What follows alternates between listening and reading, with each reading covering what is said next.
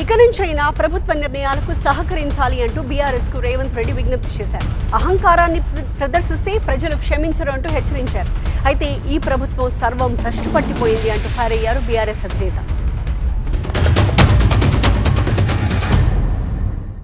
ఇప్పటికైనా అహంకారం తగ్గించుకోండి, అసూయను తగ్గించుకోండి. తెలంగాణలో అమలు జరుగుతున్న సంక్షేమ అభివృద్ధి కార్యక్రమాలకు సహకరించండి, బాధ్యతాయుతమైన ప్రతిపక్షంగా వ్యవహరించండి. అంతే తప్ప మీ అసూయలతో, మీ ద్వేషంతో తెలంగాణ రాష్ట్రానికి నష్టం జరిగే విధంగా మీరు మాట్లాడకండి. ఎవరితోనైనా సరే కొట్లాడతాం, తెలంగాణ కోసం భయపడం, యాందాకాని పోతాం, ఈ కొండ మీద గోపైనా సరే కొట్లాడతాం తప్ప ఇడిచిపెట్టాం. ఇక్కడ ఏమి ముఖాలు చూసేది కానీ ఇంకోటి కానీ నైసిటీస్ ఏమి లేవు. There is no necessity at all. Will fight, డెఫినెట్గా ఫైట్ చేస్తాం. ఇప్పుడు మా కళ్ళ ముందే జరిగినటువంటి దీనిలో ఈ దుర్మార్గంలో ఎట్లా మౌనం పాటిస్తాడు కేసీఆర్?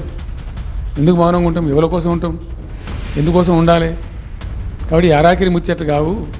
ఇష్టం వచ్చినట్టు మాట్లాడి, ఇష్టం వచ్చినట్టు ఆల్తు ఫాల్తు కూతలు కూసి ఏదో చేస్తామంటే అది జరిగేది కాదు, జరగనీయం. రెండవది, ఈ ప్రభుత్వం కూడా సర్వభ్రష్ట ప్రభుత్వం, సర్వముల భ్రష్టమైంది.